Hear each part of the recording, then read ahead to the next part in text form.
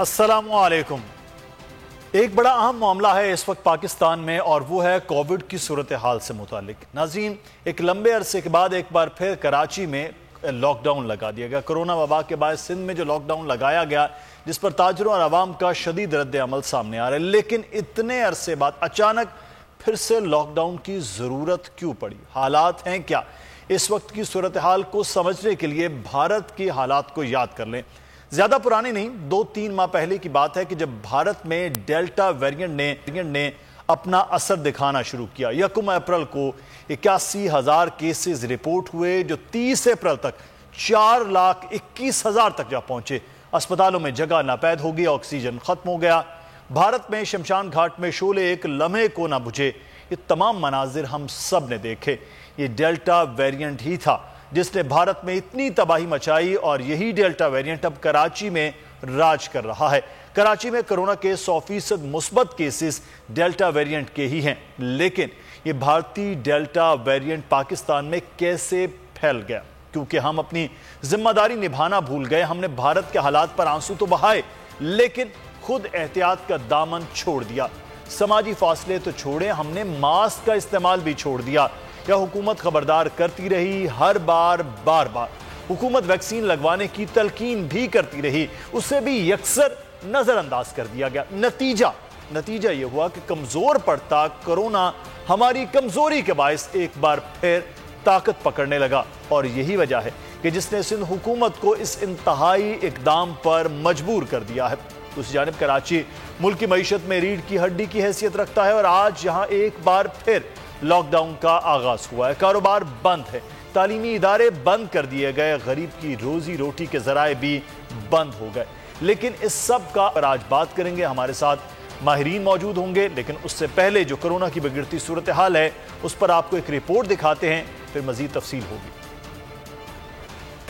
ये कराची की सूरत हाल इस वक्त कारोबारी हजरात की, लोगों का रद्द अमल है, लेकिन जो डेल्टा की सूरत हाल है उसके वार बढ़ते जा रहे हैं। कराची में सूरत हाल नाजुक हो रही है, इस पर बात करेंगे। हमारे साथ इस वक्त मौजूद हैं डॉक्टर फैसल महमूद साहब, हेड ऑफ डिपार्टमेंट हैं आगा खान में इन्फेक्शन डिजीज़ के, और हेड भी कर रहे हैं इस वक्त सिंध में जो सिंध हुकूमत है उसको भी पूरे का पूरा बता रहे हैं कि इस वक्त कितना मुश्किल है। डॉक्टर साहब से पिछले साल में जब ये गुफ्तगू हो रही थी तो उस वक्त चीज़ें बड़ी और तरह से नज़र आ रही थी, अब और मज़ीद बदल रही हैं। डॉक्टर साहब से 1-1.5 साल के अंदर क्या तब्दीली हुई है, इस पर भी बात करेंगे। हमारे साथ इस वक्त मौजूद हैं डॉक्टर नसीम अख्तर साहिबा, हेड ऑफ डिपार्टमेंट हैं कोविड के जो डिपार्टमेंट पिम्स इस साथ में बनाया गया है। डॉक्टर नसीम साहब आपको बहुत शुक्रिया, आपने हमारे वक्त दिया। डॉक्टर सदफ अकबर साहिबा मौजूद हैं हमारे साथ, माइक्रोबायोलॉजिस्ट हैं। वक्तन फ़वक्तन इस हवाले से उनसे भी बात होती है कि ये जो अपनी हैयत बदल रहा है, ये म्यूटेट हो रहा है, तो उसके बाद क्या रिजल्ट्स उसके आ रहे हैं, इस पर बात करेंगे। डॉक्टर फैसल साहब, सबसे पहले आपका से आगाज़ करते हैं। सर, बड़ा मुश्किल फैसला सिंध हुकूमत ने कर दिया कि एक लॉकडाउन जैसी सिचुएशन है। पिछले साल जो मार्च में लॉकडाउन था वैसा तो नहीं, लेकिन लॉकडाउन जैसी एक कैफियत हुई है। क्या ये इतनी तेज़ी के साथ अब कराची में ख़ास तौर पर बढ़ रहा है कि ये इस तरह का लॉकडाउन, और वो भी तकरीबन 8-9 दिन लगाना बहुत ज़्यादा ज़रूरी था, या आप समझते इससे भी ज़्यादा सख्ती होनी चाहिए और इसका जो ड्यूरेशन है वो भी ज़्यादा होना चाहिए था? जी, अस्सलाम वालेकुम, बहुत बहुत शुक्रिया बुलाने का। तो नहीं, हालात एक्चुअली बाकी बहुत ख़राब हैं। अगर हम देखें जो हमारे रेट्स हैं सिंध के अंदर खास तौर पर, उसमें कराची में स्पेशली, तो ये बहुत ही तेज़ी से बढ़ना शुरू हुए हैं। बल्कि अगर हम लोग 24 तारीख से देखें तो वर्टिकल की तरफ ऊपर जा रहा है। अब जब इस रफ्तार से जब रेट बढ़ता है और उसके साथ साथ इससे 1-2 हफ्ता पहले और भी हमने थोड़ी रिस्ट्रिक्शन की थी, मगर उसके बावजूद अगर बढ़ रहा है तो कोई ना कोई स्टेप लेने की ज़रूरत बिल्कुल थी ताकि एक ब्रेक लगे। इस ब्रेक के अंदर ऑब्वियसली लॉकडाउन के अपने नुकसानात होते हैं। लॉकडाउन आप बहुत लंबा नहीं कर सकते बिकॉज उसके अपने बहुत ही ज़्यादा मसले मसाइल होते हैं, मगर वी फेल कि भी 7 से 10 दिन एटलीस्ट इतना तो हो कि जो अभी ऑन गोइंग ट्रांसमिशन थोड़े से रुके हमें, और फिर हम लोग वापस चीज़ें खोलें। मतलब ये बड़ा ज़रूरी है कि जो ब्रेक है उसके अंदर वो उसको जो फैल रहा है उसके अंदर एक ब्रेक आएगा तो निस्बतन चीज़ों को रोकने में आसानी होगी। डॉक्टर फैसल साहब, आपसे मज़ीद बात करते हैं। ताजिर रहनुमाओं की नाराज़गी जो है वो सामने है, लेकिन इस वक्त जो वायरस है, कोविड है, डेल्टा है, ये एक हकीकत है। इस हकीकत से इनकार मुमकिन नहीं है, लेकिन एहतियात जो है वो शायद किसी भी सेगमेंट ऑफ सोसाइटी में नज़र नहीं आ रही थी। डॉक्टर नसीम अख्तर साहब हमारे साथ मौजूद है। डॉक्टर साहब, कराची के हालात तो आप तक पहुँच रहे हैं, आप देख भी रही हैं कि यहाँ सूरत हाल काफ़ी गंभीर है। कल भी वज़ीर आला ने जो प्रेस कॉन्फ्रेंस भी मुराद अली शाह साहब बता रहे थे कि सारे के सारे जो पॉजिटिव आ रहे हैं वो डेल्टा वेरिएंट है, और डेल्टा वेरिएंट का हमने पिछले दिनों में भारत में भी वो देख लिया। इस्लामाबाद के हवाले से ख़ास तौर पर बात करेंगे तो इस्लामाबाद और मुल्का इलाकों में वहाँ इस किस्म की सूरत हाल और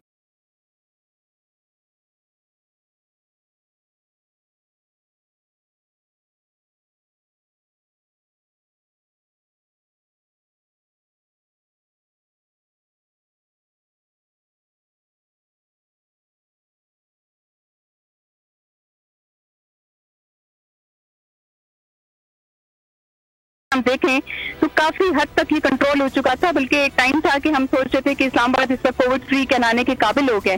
लेकिन लास्ट 1 मंथ में जिस तरह से तेजी से लोगों का नंबर बड़ी परेशानी का बायस है। हमारे हॉस्पिटल के जितने वार्ड्स हैं वो दोबारा से फुल हो चुके हैं, हमें नए वार्ड्स भी खोलने पड़ रहे हैं, और अगेन पेशेंट्स की जो सीरियसनेस है वो भी काफी ज्यादा है। वेंटिलेटर की जरूरत दोबारा से पड़ रही है लोगों को। इसकी वजूहात और भी मैं समझती हूँ कि वैक्सीनेशन का जो अपटेक है ना जी, वो अभी भी उस तरह से नहीं है। अब पेशेंट्स शुरू में इस तरह था कि वो बिल्कुल डिनाइल की फेज में थे, बाद में वैक्सीनेशन के ऊपर काम चला तो लोगों ने इसको कोई साजिश करार दे दिया, और अभी भी अगर हम सब स्टैटिस्टिक इकट्ठे कर रहे हैं तो हमें पता चला कि हमारे वार्ड में कम से कम कोई भी पेशेंट वैक्सीनेटेड नहीं है।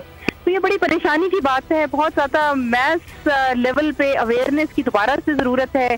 वैक्सीनेशन को बहुत ज्यादा हमें स्केल अप करने की जरूरत है, उसकी अवेलेबिलिटी को इंश्योर करने की जरूरत है। और अवाम में अगेन जैसे डॉक्टर फैसल बात कर रहे हैं कि SOPs पर अमल जो है हमें कहीं नजर नहीं आ रहा। मैं हॉस्पिटल में ही खड़ी हूँ और मैं देख रही हूँ कि हमारे इवन वैक्सीनेशन सेंटर के अंदर जो सूरत हाल है वो ये है कि तादाद बहुत ज्यादा अब हो गई है। आज के दिन में लोग बहुत ज्यादा आए हुए वैक्सीन के लिए, स्पेस के इश्यूज हैं, और यहाँ पे किसी ने भी मास्क नहीं पहना हुआ, और सारे ओल्ड एज के लोग हैं। और आप यकीन माने कि हम इतनी सारी एफर्ट्स करते हैं, इसके बावजूद काफी मसाइल हैं।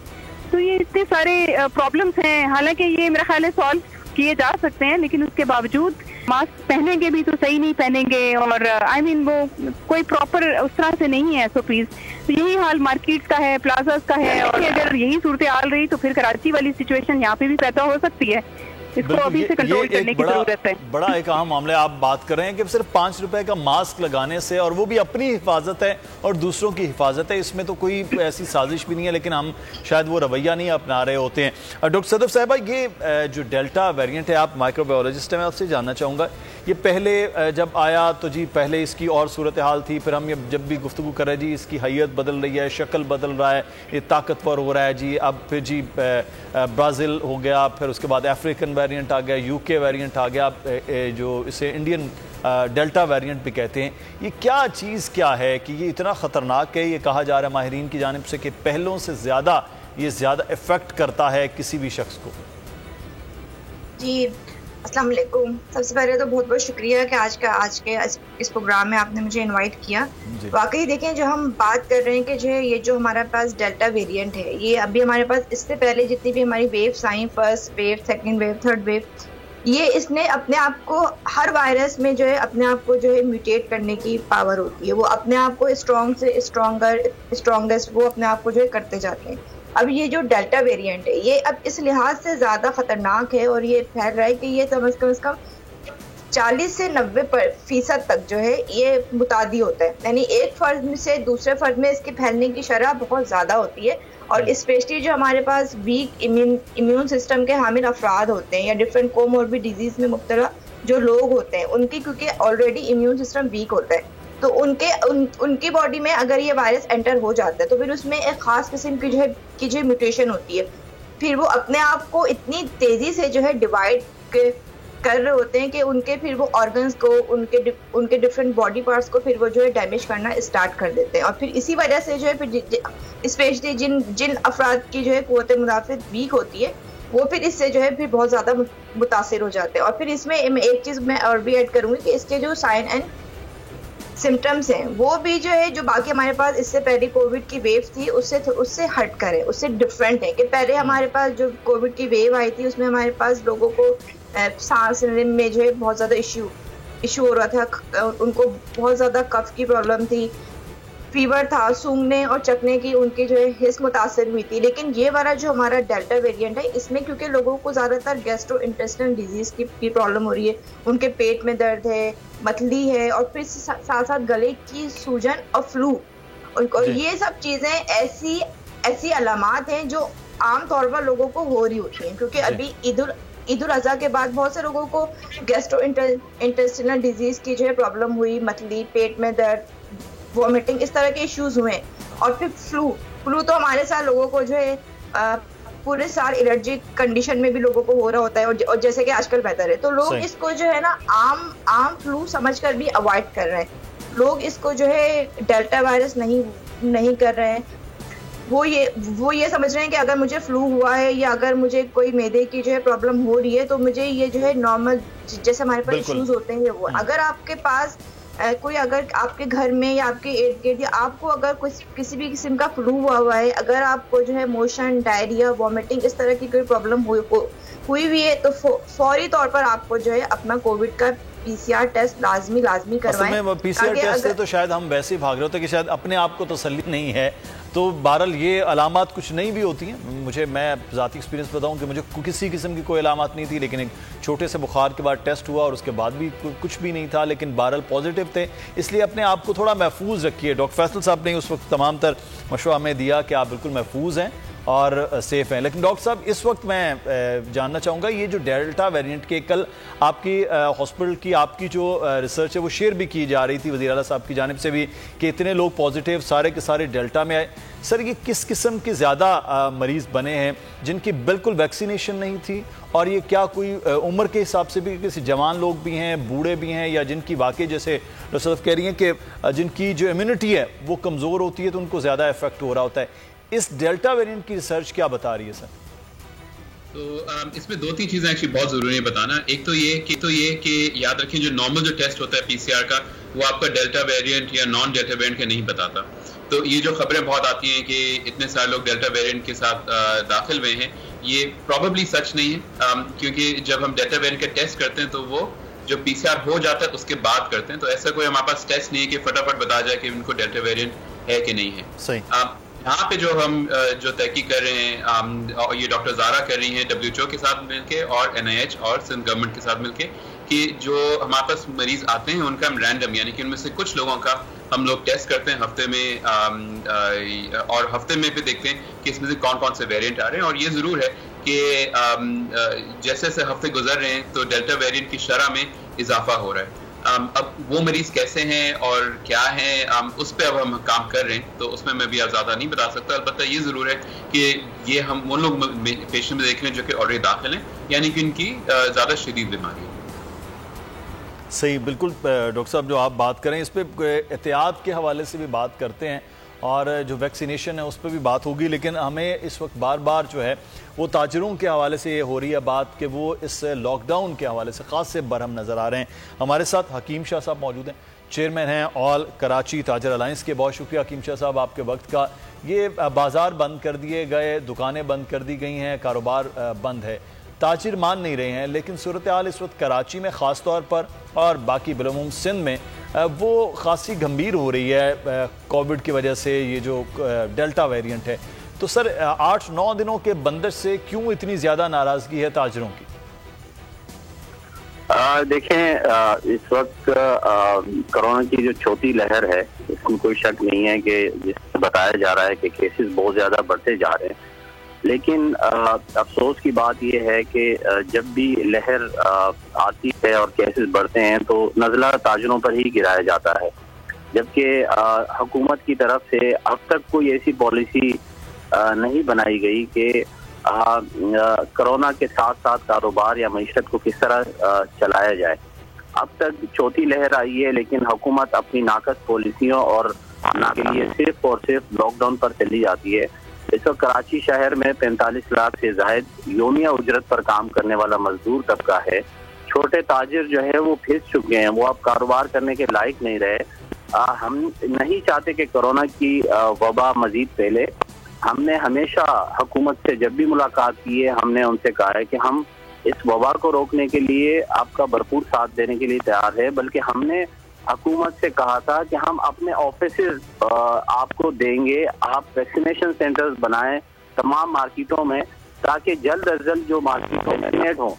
लेकिन बदकिस्मती से 2-3 दिन तक हमें जो है वो वैक्सीन मुहैया की गई, उसके बाद वैक्सीन ही खत्म हो गई। तो अब इसमें हमारी क्या गलती है, ताजरों की क्या गलती है कि ये नजला सारा ताजरों पर गिरा दिया जाता है? हकीम शाह साहब, ये भी बात हो रही है ना कि वो बार बार वो कर नहीं रहे हैं ना मास्क का इस्तेमाल है ना सोशल डिस्टेंसिंग का इस्तेमाल है, कारोबार वैसे चल रहे हैं। इस पर मजीद बात करते हैं, हकीम शाह साहब हमारे साथ रहेगा। डॉक्टर फैसल महमूद, आपसे जानना चाहेंगे इस वक्त जो सिचुएशन है इससे एहतियात अब क्या है? सिर्फ ये है कि सोशल डिस्टेंसिंग, मास्क, क्योंकि अब ये बार बार ये बात हो रही है कि जनाब वैक्सीनेशन भी करवा रहे हैं लोग, फिर भी ये खौफजदा क्यों हों? क्या अब वैक्सीनेशन के बाद चीज़ें रुक सकती हैं, ख़त्म हो सकती हैं, क्या हो सकता है? और इसके लिए कितना एक लंबा अरसा मज़ीद आप समझते हैं कि दरकार होगा कि हम इस सिचुएशन से निकल सकें? एक्चुअली बहुत ज़रूरी, बहुत अहम ये आपने सवाल पूछा। इसमें हमको 2-3 चीज़ें जहन में रखने की ज़रूरत है, बिकॉज अभी सारा फोकस लॉकडाउन के ऊपर है, मगर याद रखें कि जब भी हम इस तरह से चीज़ें देखते हैं तो एक शॉर्ट टर्म प्लान होता है, फिर लॉन्ग टर्म प्लान होता है। वैक्सीनेशन आपका लॉन्ग टर्म प्लान है कि एक दफ़ा आपकी इतनी आबादी वैक्सीनेट हो जाए तो उसके बाद फिर आप कह सकते हैं कि शायद ये वायरस इतना नहीं फैलेगा। और मैं शायद उससे कह रहा हूँ क्योंकि कुछ ममालिक में हमने देखा है कि बहुत ज़्यादा वैक्सीनेशन के बावजूद फिर भी ये वायरस फैला है। और आजकल जो सबसे बड़ी इसकी जो एग्जांपल है वो यूके है, जहाँ पे उन्होंने सब खोला है और फिर भी वहाँ पे फैला है। सीशेल्स एक और एग्जांपल है। तो ऐसा नहीं है कि वैक्सीन अगर सबको हो जाए तो ये बीमारी खत्म हो जाएगी। वैक्सीनेशन का भी यही है कि एक दफ़ा सबको वैक्सीन लग जाए तो उसके 2 हफ्ते बाद ही आपका ये इतनी इम्यूनिटी बनती है कि आप कह सकें कि ये वायरस से बचे, और फिर वायरस भी इस तरह से तब्दील होता रहता है। तो आज जो हम रिकमेंडेशन दे रहे हैं हो सकता है 6 महीने बाद वो तब्दील हो जाए। तो इसका मतलब है कि फिलहाल के लिए तो मास्क, लोगों से थोड़ा सा फासला रखना और अच्छी वेंटिलेटेड जगह पे रहना, यानी कि ऐसी जगह रहना जहाँ पे हवा चल रही हो, बहुत बंद जगह पे ना हो। तो ये 3 चीज़ें हैं, सिंपली अगर ये करें तो फिर आप इस वायरस से बच सकते हैं। और वैक्सीनेशन बहुत ज़रूरी है और वैक्सीनेशन जारी रहनी चाहिए और इसमें दखल नहीं आना चाहिए। और इस वजह से मैं आपके चैनल की तरफ से कहना चाह रहा हूँ सबसे कि प्लीज़ अपने फटाफट वैक्सीनेशन कराएं। क्योंकि जैसे डॉक्टर नसीम ने बताया कि हमारे पास भी जो लोग आते हैं ज़्यादातर वही आते हैं जिनकी वैक्सीन नहीं लगी है और नहीं को ज़्यादा बुरी बीमारी हो रही है। अच्छा डॉक्टर साहब, ये भी मामला हुआ कि कुछ वैक्सीनेशन के हवाले से बहुत ज़्यादा मिथ्स बनी। मैं चाहूँगा आप ज़रूर इस पर बात करें कि फ़लाँ वैक्सीन जो है वो लगवाई जानी चाहिए, फ़लाँ ये एक तो बाहर जाने वालों के लिए कुछ पाबंदियाँ हैं, लेकिन यहाँ पर वैक्सीनेशन जैसे पाकिस्तान में स्टार्ट हुई, साइनोवैक लग रही थी, सैनोफार्म लग रही थी, मुख्तलिफ वैक्सीन लग रही थी कि जनाब ये लगवानी चाहिए, ये ठीक नहीं है, इसके मुज़र असरात हो रहे हैं, ये हो रहा है, वो हो रहा है। तो ये जो पाकिस्तान में इस वक्त अमूमी तौर पर लगाई जा रही पाकिस्तानियों को, कराची हो या दीगर शहरों, आप समझते कि इसमें कोई वो जो मिथ्स बनी हुई हैं कि जनाब इससे ये हो सकता है, वो हो सकता है, क्या वाकई ऐसी कुछ चीज़ें रिपोर्ट हुई हैं? नहीं जी। सॉरी, मुझसे डॉक्टर नसीम से जी आपसे डॉक्टर, मैं फिर डॉक्टर नसीम से बात myths from a safety stand point, तो यानी कि क्या इस वैक्सीन में कोई नुकसान तो नहीं है, तो वो तो बिल्कुल ही गलत है। ये सारी जो वैक्सीन हैं बहुत ही सेफ हैं, इनमें कोई नुकसान नहीं है। और इसको यूं करके देखें कि कोविड लगने का नुकसान बहुत ज़्यादा है और वैक्सीन का नुकसान बहुत कम है। हर चीज़ में कोई ना कोई खतरा होता है। अगर मैं आज घर जाके सौदा भी लूँ तो ऑब्वियसली एक्सीडेंट होने का नुकसान है, चोरी होने का नुकसान है, खतरा तो है, मगर सौदा तो फिर भी लेके आना है। इसी तरह से वैक्सीन लगाने के जो साइड इफेक्ट हैं वो इतने मामूली हैं, मगर कोविड के साथ जो मसले मसाइल हैं वो इतने ज़्यादा हैं कि वैक्सीन बाकी सही है। और कौन सी वैक्सीन लगानी है, एट दिस पॉइंट हमारी इतनी बड़ी पॉपुलेशन को वैक्सीन नहीं लगी है कि हम कहते हैं कि आपको जो भी लग जाए वो बेहतर है। सही। अच्छा डॉक्टर नसीम साहब, एक सवाल बड़ा अहम हुआ था पिछले 2-3 दिन पहले से डॉक्टर नसीम साहबा कि ये बच्चों को कोविड हुआ था पिछले 2-3 महीने पहले, बड़ी रिपोर्ट्स आ रही जी मुख्तलिफ जगहों पर बच्चों को है। तो क्या बच्चों की अब ये सिचुएशन है कि उनको उसी तरह से केसेस आ रहे हैं आपके पास? और फिर क्या बच्चों को वैक्सीनेशन जो नहीं स्टार्ट की गई 18 साल से कम उम्र, तो क्या उनको ज़रूरत नहीं है अभी कि उनकी वैक्सीनेशन करवाई जाए? Thank you very much. अभी भी देखिए हमारे पास जो बच्चे आ रहे हैं कोविड पॉजिटिव वो बहुत कम है। ज़्यादातर जो है वो मेजॉरिटी जो है वो अडल्ट एज में ही आ रहे हैं। और बेसिकली आप हमारी जो एज रेंज देखें अगर तो वो 30 से लेकर तो 60-70 प्लस के लोग आ रहे हैं। बच्चे आते हैं लेकिन मैंने देखा है कि कुछ बच्चे जो पिम्स के अंदर खास तौर पर आए हैं उसमें बहुत कम थे जो पॉजिटिव थे, और अगर वो थे भी तो वो इम्प्रूव करके या रिकवर करके। बहुत कम पेशेंट हमने देखे हैं जिनकी एक्सपायरी हुई है। तो ये वाली बात अभी भी जनरली अगर आप कहें तो बच्चों में बहुत ज्यादा नहीं है। मे बी शायद पाकिस्तान की किसी और सिटी से कोई आपको ज्यादा बेहतर इसके बारे में राय दे सके, क्योंकि मैं बड़ों को डील करती हूँ, लेकिन अपने हॉस्पिटल के बारे में चूंकि कुछ जानती हूँ तो इसलिए मैं ये कमेंट कर रही हूँ। अदरवाइज शायद फिर भी बच्चों में इतना ज्यादा इसका फैलाव नहीं है, तो शायद इस वजह से भी थोड़ा सा वैक्सीनेशन की कवरेज पे ज्यादा फोकस जो है ना वो एडल्ट एज ग्रुप में किया जा रहा है जो अबव 18 है। और उसके बाद जो एज गुजरती है आपको पता है रिस्क फैक्टर ज्यादा बढ़ने लगते हैं, और हमारी जो एल्डरली पॉपुलेशन है खास तौर पर उनको वैक्सीनेशन की ज्यादा जरूरत है जो ज्यादा एट रिस्क है। तो ये एक रीजन हो सकता है। मे भी आने वाले दिनों में हम इसके ऊपर मजीद रिसर्च हमारे सामने आ जाए और हम जो ग्रुप है उसको भी फोकस करने लगे। लेकिन इस वक्त मेन फोकस जो है वो 18 एंड अबव ही है वैक्सीनेशन के हवाले से। और दूसरी बात को मैं कंटिन्यू करूंगी जो अभी पहले आप डिस्कशन कर रहे थे वैक्सीनेशन की टाइप के बारे में। तो ये डेली बेसिस पे हमें इतने ज्यादा सवालात मौसूल होते हैं कि आप यकीन माने के बाद कि हम लोगों को किस तरह से गाइड करें। तो एक जनरल जवाब में एक पैगाम के तौर पर सबको यही कहना चाहूंगी कि इस वक्त जो भी वैक्सीनेशन अवेलेबल है पाकिस्तान के अंदर, और जिस भी वैक्सीनेशन सेंटर पे आप जाते हैं और वहाँ पे जो आपको गाइड किया जाता है कि ये वैक्सीन अवेलेबल है और इस तरह से इसकी डोजेस लगनी है, तो उसको फॉलो करना चाहिए। बिकॉज वो एज के लिहाज से, वैक्सीन की अवेलेबिलिटी के लिहाज से वो वैक्सीन दी जाती है। और इसी तरह से जैसे आपको पता है कि ट्रेवलर्स के लिए अलग से जो प्रोटोकॉल है उसको फॉलो किया जाता है। तो जनरल पैगाम ये है कि जो भी वैक्सीन अवेलेबल है उसको जरूर लगवाएं। ये अलग बात के साथ हमें थोड़ा अंदाजा होगा कि किस वैक्सीन से ज्यादा प्रोटेक्शन थी, किससे कम थी। अभी भी ऑब्वियसली रिसर्च इसके बारे में हमें क्लियर है, लेकिन इस वक्त हमें इसके ऊपर इतना फोकस करने की जरूरत नहीं है कि हमें कितने परसेंट एफिकेसी इसकी मिलेगी, 60% है, 70 है, 90 है। आई थिंक हम इसको एक्सेप्ट करें, इसको लगवाएं वट एवर इज अवेलेबल। उसके बाद बूस्टर की भी बड़ी बातें होती हैं कि बूस्टर डोज लगेगी नहीं लगेगी। तो अगेन मैं ये कहूंगी कि फिलहाल हमारा काम है कि जो अवेलेबल वैक्सीन है उसकी जो इनिशियल डोजेज हैं वो तो पूरी करें, उसके बाद देन वी विल थिंक कि जी अभी हमें बूस्टर की जरूरत है। बिल्कुल, जो फौरी तौर पर अपने आप को वैक्सीनेशन को स्केल अप करने की, फौरी तौर पर अपने आप को महफूज करना है वो बड़ा जरूरी है। बड़ा एक अहम पैगाम आपने दिया, जो फौरी तौर पर जो अवेलेबिलिटी है उस पर होना चाहिए। अच्छा, मैं हकीम शाह साहब आपसे बात कर रहे थे कि ये अब ये भी जिम्मेदारी है कि यहाँ लोगों ने मास्क नहीं लगाया, SOPs पर अमल ताजरों ने नहीं किया, दुकानदारों में बाहर आपने एक बैनर बोर्ड लगा दिया कि नो मास्क नो एंट्री, लेकिन वहाँ ना दुकानदार अंदर उस SOP पर अमल कर रहा है, ना आने वाले ग्राहकों पर उस तरह से पाबंदी हो रही है। तो फिर पड़ेंगे कि अगर इस किस्म की सिचुएशन होगी तो सर जितना भी सख्त हो, लेकिन इसका मतलब ये नहीं कि लॉकडाउन कर दिया जाए। SOPs को फॉलो कराना हुकूमत की जिम्मेदारी है। जिस तरह पहली लहर में हुकूमत ने जगह जगह नाके लगाकर लोगों से पूछते थे कि कहाँ जा रहे हैं और क्यों जा रहे हैं। हमने ही हुकूमत से कहा था कि आप नाके लगाकर लोग जो मार्केटों की तरफ आ रहे हैं उनको पाबंद करें कि वो मास्क पहने। देखें, हम अपनी मार्केटों में तकसीम करके थक गए हैं, सैनिटाइजर दुकानों पर मौजूद है, SOPs को फॉलो करने की कोशिश कर रहे हैं, लेकिन कुछ हुकूमत की ऐसी पॉलिसियां हैं कि लोग शायद ये मानने के लिए भी तैयार नहीं है कि कोरोना है या नहीं है, जिसकी वजह से अब लोग जो है वो बदजन हो चुके हैं। बारहा हमने हुकूमत से ये कहा है कि हम SOPs को फॉलो कराने के लिए तैयार हैं, लेकिन जब तक कि डिस्ट्रिक्ट एडमिनिस्ट्रेशन हमारा साथ नहीं देगी, हमारे लिए भी मुश्किल होगा कि हम SOPs को फॉलो कराएं। SOPs को इस तरह नहीं फॉलो कराया जा सकता कि आप एक स्टिकर किसी मार्केट पे लगाकर चले जाएं कि हमने सील कर दी। तो अवेयर करना होगा। जब तक आप अवेयरनेस कैंपेन नहीं चलाएंगे, लोगों को अवेयर नहीं करेंगे, तब तक SOPs को मुकम्मल तौर पर अमल दरामद कराना मुश्किल होगा।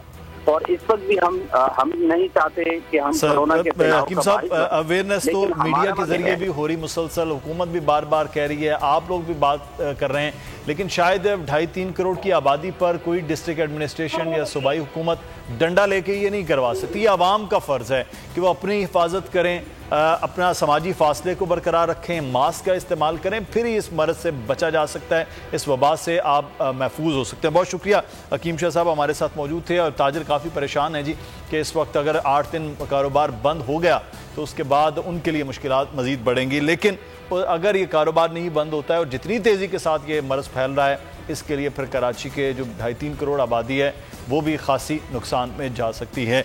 डॉक्टर सदफ, इस वक्त हम जब बात करते हैं कि ये ताकतवर हुआ, ये मज़ीद फैला, ये हो गया, वो हो गया, इस तरह ख़ास तौर पर इस वक्त जो ये बात हो रही है कि जो मरीज़ भी आ रहे हैं उसमें जो वैक्सीनेटेड नहीं हैं वो लोग ज़्यादा आ रही है कि रेशो बढ़ रही है कि वो वबा का शिकार हो रहे हैं, वो हॉस्पिटल्स में आ रहे हैं या कहीं और आ रहे हैं।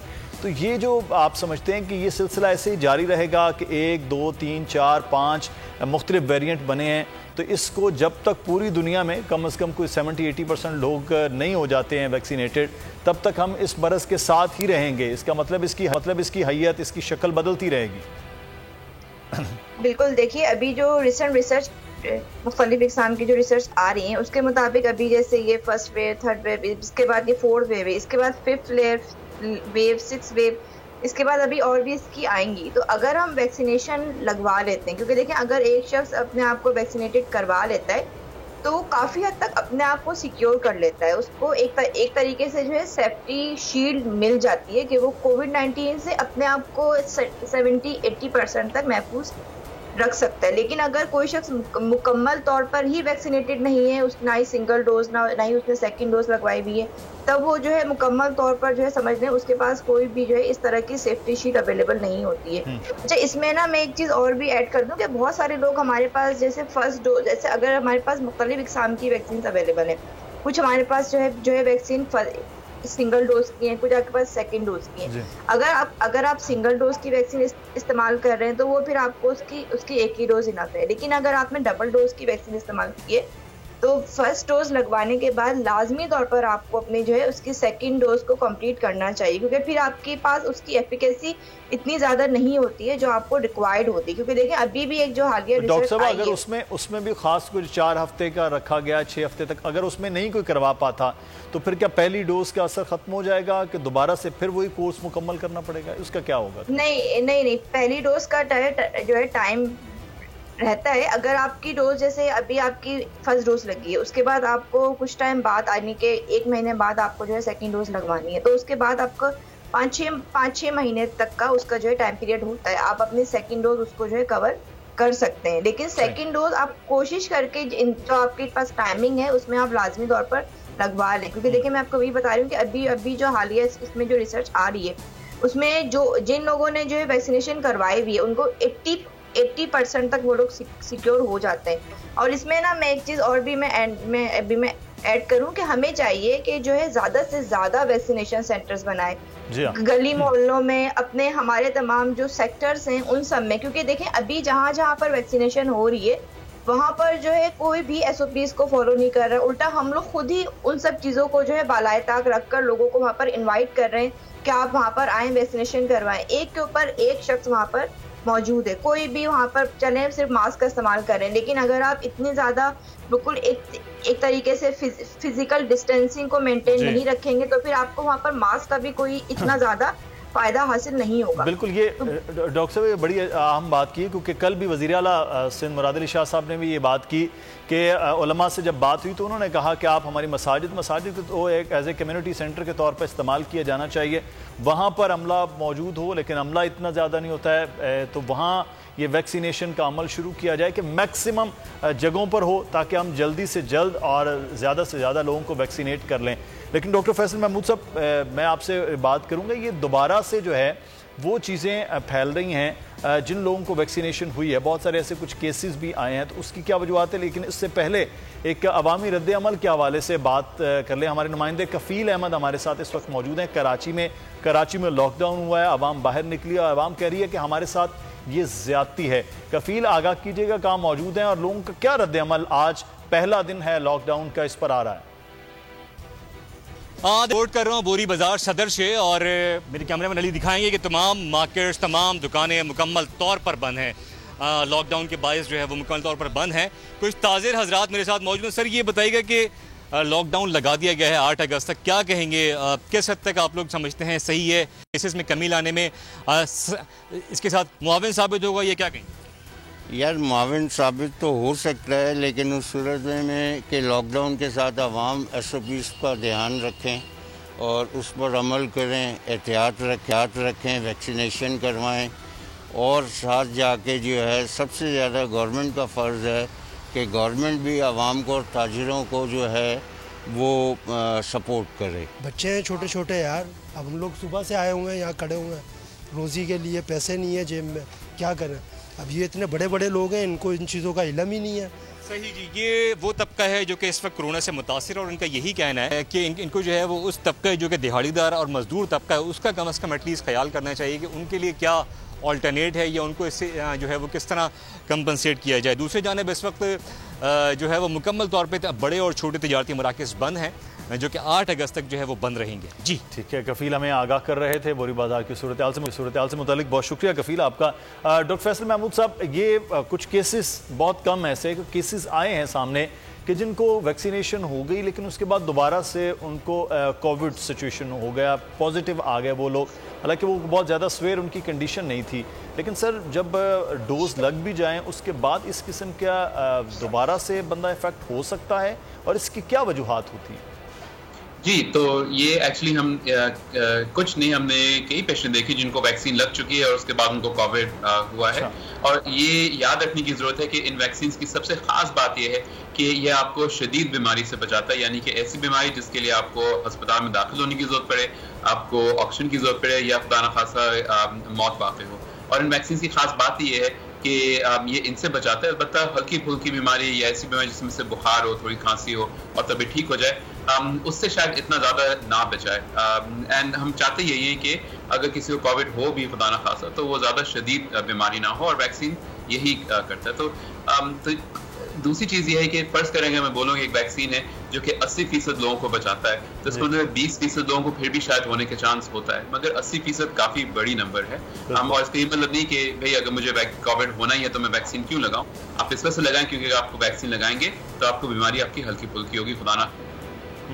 ये बड़ा इंपॉर्टेंट आपने बात की है कि बहुत सारे लोग हैं जिनका ख्याल है कि वैक्सीनेशन अगर हो ही जाना है तो दोबारा क्यों, क्योंकि जो अभी भी केसेस आ रहे हैं, कोई रिसर्च हम देख रहे थे, जिन लोगों को वैक्सीनेशन के बाद हुआ है उनकी कंडीशन कोई सवेर नहीं हुई हैं, बहुत मामूली से अलामात आई हैं। लेकिन डॉक्टर साहब एक चीज़ जो यहाँ पर ये है कि लोग दो तरह के लोग हमने ज़्यादा देखे तादाद, एक बिल्कुल जो कोविड से इतना खौफजदा और डर गए कि हर चीज़ पे उन्होंने वो हो गया, एक खौफ अपने अंदर भी साइकोलॉजिकल वो पैदा कर लिया। दूसरा वो जो कोविड कुछ समझ नहीं रहे हैं, बिल्कुल कोई कोरोना नहीं है, कोई कुछ नहीं है, उसको अभी तक भी मिथ समझा जा रहा है 1.5 साल के बाद भी। तो ये दो बड़ी स्वेयर सिचुएशन है। अब दोनों लोगों को किस तरह से ये बताया जा सकता है कि ये बहुत ज़्यादा जो डरना और खौफ है और एहतियात के नाम पर जो बिल्कुल अपने आप को उन्होंने कैमोफ्लेज कर लिया है वो नहीं है कि ज़िंदगी को थोड़ा सा सहल करके चला जाए, और एक वो लोग हैं जो बिल्कुल इस मरज़ को समझ नहीं पा रहे हैं, उनके लिए क्या पैगाम है? जी बिल्कुल, तो ये बहुत ही मुश्किल बैलेंस होता है, क्योंकि अगर आप जो वो लोग जो बिल्कुल सहमे हुए हैं उनको थोड़ा सा आप काम डाउन करने की कोशिश करें, तो दूसरा ग्रुप जो है वो कहता है हाँ देखें कुछ भी नहीं है ये। तो ये आपने बिल्कुल सही फरमाया। एंड ऐसी चीज़ों के अंदर जो भी सच है वही बताएं तो ज़्यादा बेहतर होता है कि बिल्कुल कोविड वाकई एक चीज़ है, ज़्यादातर लोगों के अंदर ये बहुत ज़्यादा बुरी बीमारी नहीं करता, मगर ये खासतौर पे ये डेल्टा वेरिएंट जो है ये बहुत कंटेजियस है, हर एक बंदे से 4 या 5 लोगों को लग सकता है। तो इससे एहतियात करना ज़रूरी है, मगर ऐसा भी नहीं कि आप अपने घर में बंद जाएं, अनलेस कि आपको कोई ऐसी मसला है या आप ऐसा काम करते हैं जिससे आपको रिस्क ज़्यादा बनता है। दूसरी चीज़ ये कि आपने इससे पहले आपने बहुत सही फरमाया कि ये हम सबकी रिस्पॉन्सिबिलिटी कि हम SOPs फॉलो करें एंड फॉलो कराएं। मेरे साथ कोई भी खड़ा होगा मास्क ना पहनो तो मैं तुमको फौरन कहता हूँ प्लीज़ आप मास्क पहने बिला झिझक। एंड आई थिंक ये जो है ये ही हमको बचाएगा कि हम खुद ही इंटरनलाइज करें, ये खुद ही करना शुरू करें ताकि इस वायरस से हम बचें। बिल्कुल, ये जिम्मेदारी सब पर आयद होती है कि अगर कोई साथ मौजूद है तो फौरी तौर पर रद्द अमल देना चाहिए, और ये शायद ज़िंदगियों का हिस्सा हो गया। डॉक्टर नसीम, ये आपके पास जो डिफरेंट पेशेंट आ रहे हैं, एक तो इस तरह के हैं कि जनाब सिचुएशन बड़ी ख़राब हुई, डेथ भी हो गई, पिम्स के अंदर भी एक बड़ा खासा नंबर रहा, ख़ासतौर पर पोठोहार ख़त्ते के अंदर काफ़ी तेज़ी के साथ फैला था जब सेकंड और थर्ड लहर आई थी। अब सिचुएशन आप समझते कि वहाँ ख़ासतौर पर इस्लामाबाद में, पोठोहार में कदरे बेहतर है, और अगर वो बेहतर है तो उसकी क्या वजूहात और अलामात सामने आ रही हैं? जी बहुत शुक्रिया। ये देखिए, मैंने जैसे पहले भी कहा कि हालात बेहतर थे लेकिन ग्रेजुअली खराब हो रहे हैं। अच्छा। तो मैं ये नहीं कहूँगी कि बहुत अच्छे हालात हैं। कदरे आप कंपैरिजन करें तो शायद आपको लगता है कि शायद पहले से दूसरे शहरों के मुकाबले में कुछ बेहतरी है, लेकिन फिर भी मैं समझती हूँ कि ये जो पॉजिटिविटी रेट जिस तेजी से बढ़ा है, अगर ये यूं ही चलता रहा तो फिर ये अगर आज 11% है, कल 20 से 30 पे भी चला जाएगा। तो बात वही है कि एहतियात लाजिम है। एक और बात जो मैं दोबारा कहना चाहूंगी वो यही है कि अगर हमारी खराब ही ली है तो अगला सवाल होता है कि अब हम मास्क उतार ना दें। तो वो डॉक्टर फैसल की बात को मैं ऑगमेंट करूंगी कि वैक्सीनेशन की प्रोटेक्शन तो बहुत अच्छी है, ऑल्दो 100% तो किसी भी वैक्सीन की कवरेज नहीं होती है, लेकिन वैक्सीन लगाने के बाद भी मास्क का पहनना बहुत जरूरी है, सोशल डिस्टेंसिंग फिर भी जरूरी है। अब भले से कहते रहे कि हमने वैक्सीनेशन कर ली है, जैसे बात हो रही थी कि वैक्सीन लगाने के बाद भी अगर किसी को कोविड हो सकता है तो मास्क भी पहनना उतना ही जरूरी है कि आपने वैक्सीन लगा के भी ये पहनना है। सारे SOPs के ऊपर उसी तरह से अमल करना है। ये अलग बात है कि जो वैक्सीन लगने के बाद की जो इम्यूनिटी है, ये हर इंसान का अपना एक निज़ाम है कि हर बंदा डिफरेंटली रिस्पॉन्ड करता है। तो जरूरी नहीं है कि एक पर्सन की अगर इम्यूनिटी अच्छी है तो दूसरे की उतनी ही अच्छी इस तरह तो फिर ये जिस तरह से इंसान अपना लिबास पहनता है, ये तो मास्क जो है वो सारी जिंदगी के लिए आपके जिस्म का हिस्सा बन जाएगा फिर तो, अगर मास्क नहीं उतारे। जी फिलहाल तो मैं समझती हूँ कि जो सिचुएशन है, जो पेंडेमिक जिस तरह से दुनिया में आई है, फिलहाल तो यही समझना चाहिए कि ये हमारे लिबास का हिस्सा है और इसको हमें अपनी आदत के तौर पर अपना लेना चाहिए, जब तक कि पूरी विजन और ये सारे या कोई ऐसी दवाई आज वाले दिनों में जिससे हम बाकी वायरसेस की तरह इसको भी कंट्रोल करने में कामयाब हो जाएंगे। तो आई थिंक वही एक सिचुएशन होगी जहाँ पे हम इसको खत्म कर पाएंगे। फिलहाल तो हर चीज पे बड़े रिलीजियसली अमल करने की जरूरत है और ये बताने की जरूरत है कि ना सिर्फ वैक्सीन बल्कि बाकी उसी तरह से बड़े जरूरी है। बिल्कुल, ये वैक्सीनेशन के बाद भी SOPs पर अमल बहुत ज़्यादा ज़रूरी है। हमारे साथ इस वक्त ताजर रहनुमा मौजूद हैं रिजवान इरफान साहब। बहुत शुक्रिया रिजवान साहब आपके वक्त का। इलेक्ट्रॉनिक्स मार्केट सिर्फ बंद है, बाकी मार्केटों की तरह अभी आप प्रेस कॉन्फ्रेंस भी कर रहे थे, बातचीत नहीं हो पाई हुकूमत के साथ और अब आप फिर कबूल कर रहे हैं फैसला इसको जो अगले 8 दिन के लिए बाजार, मार्केट्स और कारोबार बंद रहेगा। देखिए, सबसे पहले बताया चलूँ मैं आपको, हमने एक जो कबूल की बात कर रहे हैं, हम चाहते नहीं हैं कि हम कोरोना का फैलाव हो, हम भी चाहते हैं कि कोरोना की बचत हो, लोग कारोबार कर सकें। अब आप वैक्सीन जब आ गई है तो उसको वैक्सीन की तरफ आप लेके जाएं, कारोबार बंद की तरफ नहीं। हमने हमारे यहाँ सेंटर बनाया जाए, हमने सेंटर बनाया भी, उसके बाद जब सेंटर बनाया तो आपकी वैक्सीन कम पड़ गई, उसके बाद जो वो सेंटर बंद हो गए। अब आप समझ सकते हैं कितना रश शुरू हो गया है, कितनी लाइनें लगी हुई है वैक्सीन सेंटर पे। हम तो कहते हैं कि आप वैक्सीनेशन कराएं और लोगों का कारोबार खोलें। अब जो है कारोबार बंद नहीं हो सकता, बहुत तकलीफ में लोग हैं, बड़े परेशान हैं लोग। लेकिन रिजवान साहब, कराची के हालात भी तो बहुत ख़राब हो गए, एकदम से डेल्टा वेरिएंट जो आया उसके बाद जो डेथ रेशो है वो भी बढ़ गई और ज़्यादा पॉजिटिव और ज़्यादा सवेर लोगों की हालत हो गई। तो ये अवाम SOPs पर अमल नहीं कर रहे थे, हुकूमत कहती ताजरों ने भी जो जिम्मेदारी थी वो भी अदा नहीं की है, तो अवाम की भी जिम्मेदारी नहीं हुई है, तो इसलिए सूरत हाल मुश्किल फैसला लेना पड़ा हुकूमत को। देखिए, आप हुकूमत ने फैसला किया कि मार्केटें बंद कर दें, कारोबार बंद कर दें। हमने थोड़ी पहला है कोरोना, हमारे यहाँ आप चेक करते हैं ना टेस्ट, आपने जो टेस्ट बताते हैं रोजाना 10,000 टेस्ट करते हैं आप, हमारी मार्केट में चेक करते तो आपको पता चल जाता है कोरोना है या नहीं है, आपको क्लियर रिजल्ट आ जाता है भाई कितने टेस्ट लोग जो है यहाँ कोरोना के पेशेंट है। अब वो बंद कर देते मार्केट, अब आप जो है हमारी जगह बंद कर रहे हैं ना, बाकी तो चीजें खुली, पूरा शहर खुला हुआ है, लोग जा रहे हैं ट्रैफिक में, वो तो चल रहा है। वो आपने सिर्फ दुकानें बंद कर दी, कारोबार बंद कर दिया ना। आपको टेस्ट करना था तमाम कराची की जो है मार्केटों को जहाँ जहाँ है लोग सबका टेस्ट करते, पता चल जाता आपको रेशो ये कितना रेशो है। आपने वो टेस्ट करें ना आप, ताकि लोगों को पता चले भाई कि मार्केटों में नहीं, खुदा ना खास्ता ये ऐसी चीजें नहीं है।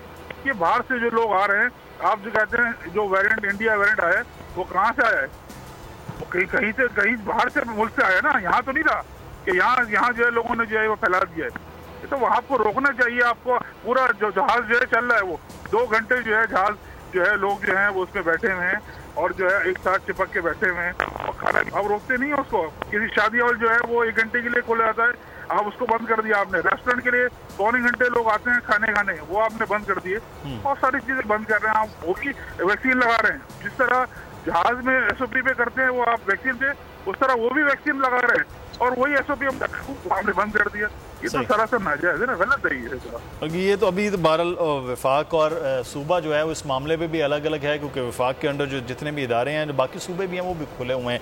अच्छा, मैं रिजवान साहब हमारे साथ रहिएगा। मैं डॉक्टर सदफ आपसे जानना चाहूँगा, एक तो बड़ा कहा गया कि अल्लाह का करम है हम पर कि जो सूरत हाल ईरान में हुई, जो सूरत हाल बाकी यूरोप के ममालिक में अंदर भी, अमेरिका और ब्राज़ील तक की भी हमने देखी, हमारे हमसाया मुल्क में भारत में हुई कि अम्बात बहुत ज़्यादा हुई। हमारा एक तो ये रद्द-ए-अमल था कि अल्लाह का जी बड़ा करम है, हमारे ये अम्बात उस तरह नहीं हुई। ठीक है, ये तो एक अल्लाह का ख़ास करम है, लेकिन वजूहात बाकी जो साइंसी नुक्ता निगाह से रिसर्च वो क्या है कि यहाँ उस तरह से डेथ रेशो नहीं हो पाई? डॉक्टर सदफ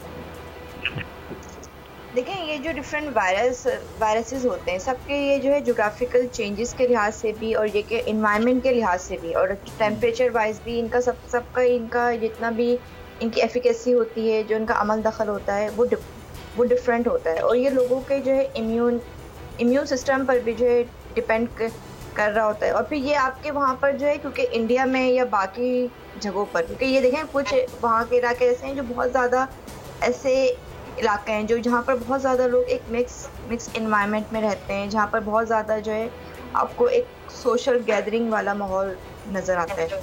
तो मे भी शायद इसका एक रीज़न ये भी हो कि वहाँ पर इतनी ज़्यादा जो है ये वायरस फैला, क्योंकि ये वायरस बहुत ज़्यादा मुतादी वायरस है, ये बहुत तेज़ी से ये एक कम्युनिटी से दूसरी कम्युनिटी में स्प्रेड होता है। तो वायरस के या कोई भी हमारे पास अगर कोई भी इन्फेक्शियस ऑर्गेनिज्म होता है, उसके मुख्तलिफ जो है कहना चाहिए कि जो है उसकी जो है शराइत होती है कि वो इन चीज़ों के लिहाज से जो है वो आपके पूरे जो है कम्युनिटी को मुतासिर कर सकता है, जिसमें मैंने बताया कि जो आपकी वो जो है आपका पूरा एक इन्वायरमेंट होता है, लोगों का इम्यून सिस्टम होता है, तो ये भी तमाम फैक्टर्स इसमें जो है इन्वॉल्व होते हैं। बहुत शुक्रिया डॉक्टर सदफ अकबर साहब हमारे साथ मौजूद थी। डॉक्टर नसीम अख्तर साहब आपका भी शुक्रिया, रिजवान इरफान साहब आपका भी शुक्रिया, डॉक्टर फैसल आपको भी सर बहुत शुक्रिया। तमाम डॉक्टर साहबान का बड़ा कीमती वक्त आप लोगों ने दिया और डॉक्टर्स की जो राय है कि सिर्फ एहतियात ही इसके बचने का एक तरीका हो सकता है, वैक्सीनेशन करवाएं, लेकिन उसके बाद भी अपने सोशल डिस्टेंसिंग और मास्क का इस्तेमाल करें ताकि इस मर्ज़ से, इस वबा से बचा जा सके। अपना ख्याल रखिएगा। अल्लाह हाफ़िज़।